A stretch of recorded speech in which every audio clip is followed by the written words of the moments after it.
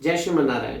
आप सभी का स्वागत है श्री माहेश्वरी समाज जयपुर के यूट्यूब चैनल के ऊपर और हम हाजिर है डॉक्टर ऑन बोर्ड के एक और एपिसोड के साथ। इस बार हमारे साथ हैं भारत के जाने माने वस्कुलर सर्जन डॉक्टर आदर्श काबरा साहब। आपका बहुत बहुत स्वागत है काबरा साहब। और आज हम आदर्श जी काबरा के साथ में वीनस डिजीज के ऊपर चर्चा करेंगे और जानेंगे कि ये क्या प्रॉब्लम है और हम इससे कैसे बचें।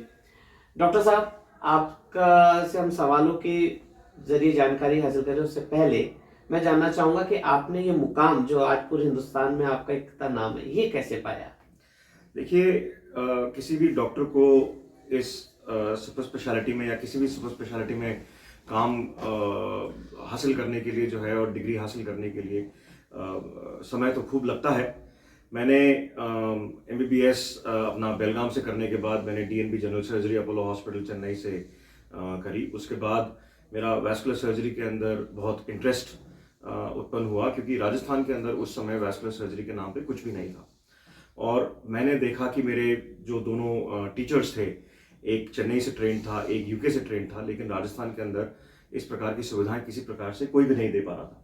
तो मेरा शुरू से मकसद ये बना कि भाई ठीक है, मैं वैस्कुलर सर्जरी करके जो है मैं आगे अपने प्रांत के अंदर जो है मैं ये सर्विसेज दे पाऊँ। और जनरल सर्जरी की ट्रेनिंग अपोलो चेन्नई से करने के बाद मैं फिर Bangalore Jain institute of vascular sciences में डॉक्टर KR सुरेश के नेतृत्व के अंदर मैंने अपना DNB वैस्कुलर सर्जरी खत्म करा। वहीं से मुझे मौका मिला ऑस्ट्रिया के अंदर पैरासेल्सिस प्राइवेट मेडिकल यूनिवर्सिटी में प्रोफेसर थॉमस हॉल्जनबाइन के साथ एडवांस्ड वैस्कुलर सर्जरी में और कॉम्प्लेक्स वैस्कुलर रिकंस्ट्रक्शंस के में जो है मुझे आगे और प्रशिक्षण का मेरे को मौका मिला। और मैं इतना बताना चाहूँगा कि आज तक मेरे जितने भी अध्यापक रहे हैं उनसे मेरे को इतना सीखने को मिला कि आज मैं खुद जो है एक ट्रेनर हूँ और मैं लोगों को प्रशिक्षण देता हूँ। साल्जबर्ग से जो है फेलोशिप करने के बाद मैं फिर 3 साल मेदांता मेडिसिटी गुड़गांव के अंदर कंसल्टेंट के रूप में मैं कार्यरत था।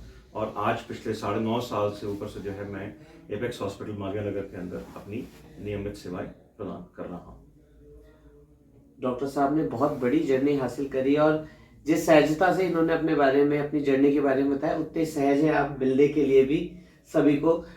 और सबसे अच्छी बात है कि विदेश में पढ़ाई हासिल करी, विदेश में बहुत कुछ मिल सकता था, मगर अपने देश, अपने प्रांत के लिए इन्होंने सोचा और आप यहाँ पधारे।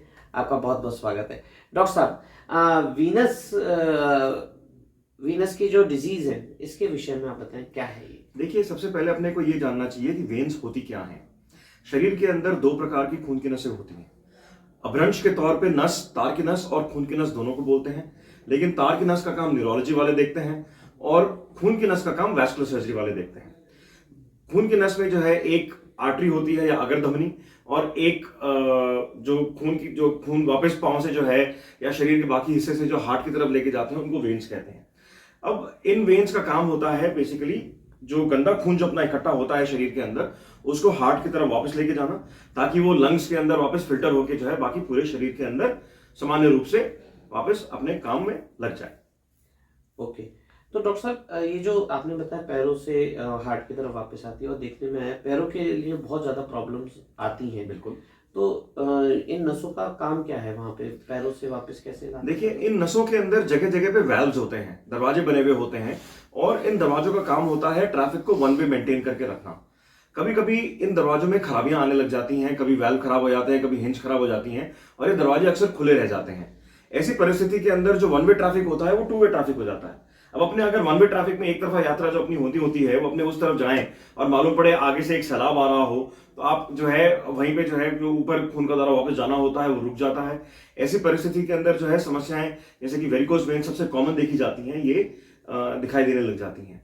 और भी परेशानियां वेन के अंदर आती हैं जैसे कि डीप वेन थ्रोम्बोसिस हैं, लेकिन डीप वेन थ्रोम्बोसिस के बारे में अपने किसी और समय के ऊपर एक बार दोबारा चर्चा करेंगे। ठीक है, उस विषय को लंबा होगा अपन बिल्कुल जरूर, प्रॉमिस है। डॉक्टर साहब फिर हमारे साथ आएंगे, लेकिन अभी मैं वेरिको वेन्स जो एक बहुत ज़्यादा समस्या आ गई है इस समय, उसके बारे में आऊँगा कि वेरिको वेन्स की प्रॉब्लम क्या है, इसको कैसे संभाला जाए। देखिए, वेरिकोज वेन्स आपने अगर कभी देखा होगा कि कई लोगों के पांव के अंदर जो है एक अजीब तरीके से नसों के गुच्छे बन जाते हैं जो अंगूर के गुच्छों की तरह दिखते हैं, और ये अलग अलग साइजेस के अंदर अपने को दिखाई दे सकते हैं। कई तो एकदम 1 मिलीमीटर से भी छोटी नसें दिखाई देती हैं जिसको स्पाइडर वेन्स बोलते हैं, और कई बार एकदम बड़ी बड़ी नसें अंगूर के गुच्छे के मुताबिक जो है वो अपने को नजर आती हैं। तो ये वेरिकोज वेन्स होती हैं और इनका कारण होता है कि वाल्व कोई खराब होता है, उसके कारण से जो है ये वेन्स उभर के आने लग जाती हैं।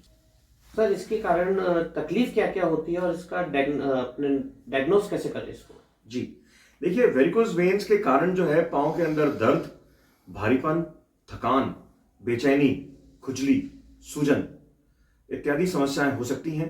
रात को कभी कभी बांटे भी आ सकते हैं। पांव ऊंचा रखते हैं, आराम करते हैं तो वेरिकोज वेन्स के कारण जो है जो खून उन वेन्स के अंदर इकट्ठा हुआ होता है वो वापस जो है हार्ट की तरफ चला जाता है और अपने को पांव की इन समस्याओं से आराम मिलता है।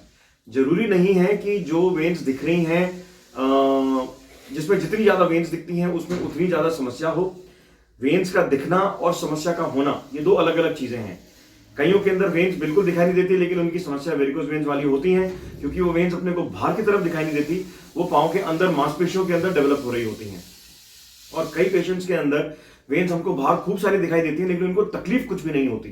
तो कहने का मतलब सीधा यही है कि वेन्स का दिखना और उसके कारण समस्या कितनी होती है इसका आपस में कोई तालमेल नहीं है। वेन्स दिख सकती हैं लेकिन समस्या ना हो, वेन्स नहीं दिख रही हैं लेकिन समस्या खूब हो सकती है। इसके डायग्नोसिस के लिए सबसे आसान तरीका होता है एक डॉपलर करना। जैसे कि पेट का अल्ट्रासाउंड होता है उसी प्रकार से वेन्स का भी अल्ट्रासाउंड होता है, और उसी के तहत जो है हम डायग्नोस कर पाते हैं कि वेन्स के अंदर दिक्कत कहां से हो रही है, कितनी हो रही है, किन किन वेन्स के अंदर हो रही है और आगे हम उनका क्या उपचार कर सकते हैं। इसका फिर इलाज कैसे होगा? देखिए, वेरिकोज वेन्स अगर मानो किसी को तकलीफ नॉर्मली तो हम तकलीफ में ही इलाज करना पसंद करते हैं, लेकिन कई पेशेंट्स को ऑब्वियसली जब वेरिकोज वेन्स खूब बड़ी हो जाती हैं और एक भद्दी से नजर आती हैं, या मानो किसी को शॉर्ट्स पहनना है या बीच पे जाना है और उनको जो है लगता है कि नहीं ये वेन्स बड़ी अजीब सी दिखाई दे रही हैं, अपने को इनका इलाज कराना चाहिए, तो कॉस्मेटिक रीजन एक हो जाता है। लेकिन आमतौर पे इलाज जो है 90% जो हम भारत में देखते हैं वो ये है कि जिनको समस्या हो रही होती है वही आते हैं वेरिकोज वेन्स का इलाज कराने के लिए।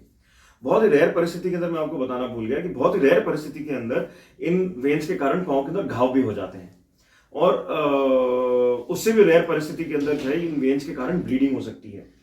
तो ये दो अपने आप में जो है एक अर्जेंसी और इमरजेंसी डिक्टेट करती हैं कि आपको तुरंत या जल्द से जल्द अपनी वेरिकोज वेन्स का इलाज कराना चाहिए। जहां तक इलाज के तरीकों का सवाल बनता है, आज की तारीख में अत्याधुनिक उपकरणों से जो है इसका इलाज करा जाता है।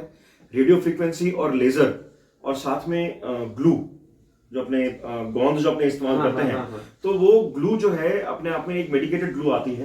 तो ये 2-3 तरीके हैं जिसके कारण जो है हम बिना चीरे के वेन्स का इलाज कर पाते हैं। फायदा सबसे बड़ा इसमें यह है कि ना तो आपको जो है लंबे समय तक बेड रेस्ट पे रहने की जरूरत है, इलाज के बाद आप अगले दिन से ही तुरंत अपने काम पे जा सकते हो, और फॉलो अप इसका बहुत ही सिंपल सा रहता है। पाँव पे आपको एक जो है बाद में एक जुराब पहननी पड़ती है करीबन 3-4 महीने के लिए, डिपेंड करता है कि एक पाँव का इलाज हुआ है या दोनों पाँव का इलाज हुआ है। कोई 1 महीने के लिए एक दवाई खानी पड़ती है, और आप अपनी दिनचर्या जो है वो अपनी सारी की सारी जैसे पहले थी या शायद उससे भी बेहतर आप अपनी दिनचर्या पे वापस जा सकते हैं।